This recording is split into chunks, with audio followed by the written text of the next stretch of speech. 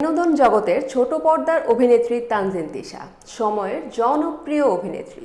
ছোট পর্দায় নিয়মিত অভিনয় করলেও এখন বেশ প্রস্তুতি নিচ্ছেন বড় পর্দার। খুব শিগগির তাকে দেখা যাবে বড় পর্দায়।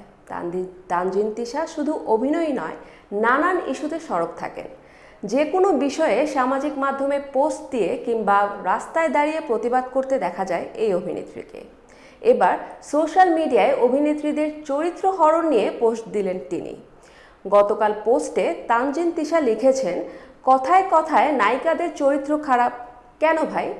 একটা মেয়ের সাধনা, অধ্যাবসায় ও পরিশ্রমের পর দীর্ঘ জার্নিতে অভিনয়টা ভালো করলেই নায়িকা হয়। তিনি বলেন, আমরা পরিবারের চেয়ে লাইট, ক্যামেরা, অ্যাকশন সংশ্লিষ্ট মানুষগুলোর সঙ্গেই বেশি সময় কাটাই। সেদিক থেকে এটিও আমাদেরই পরিবার। আর পরিবার হয়ে উঠলেই গভীর সম্পর্ক গড়ে ওঠে। যেখানে সম্পর্ক আছে সেখানে ভুল বোঝাবুঝি আছে। আমার মা বাবা, ভাই বোনদের সঙ্গেও ভুল বোঝাবুঝি হয়। এ অভিনেত্রী বলেন, কই তারা তো চরিত্র নিয়ে প্রশ্ন তোলে না। তাহলে আপনারা আমাদের কেমন পরিবারের সদস্য হলেন যে কথায় কথায় নায়িকাদের চরিত্র নিয়ে ছোট করেন? কয়েকটি প্রশ্ন রেখে তানজিন তিশা বলেন, নাকি যুক্তি দিয়ে হেরে যাবেন বলে নারীদের চরিত্রে হাত দিয়ে দাবিয়ে রাখতে চান?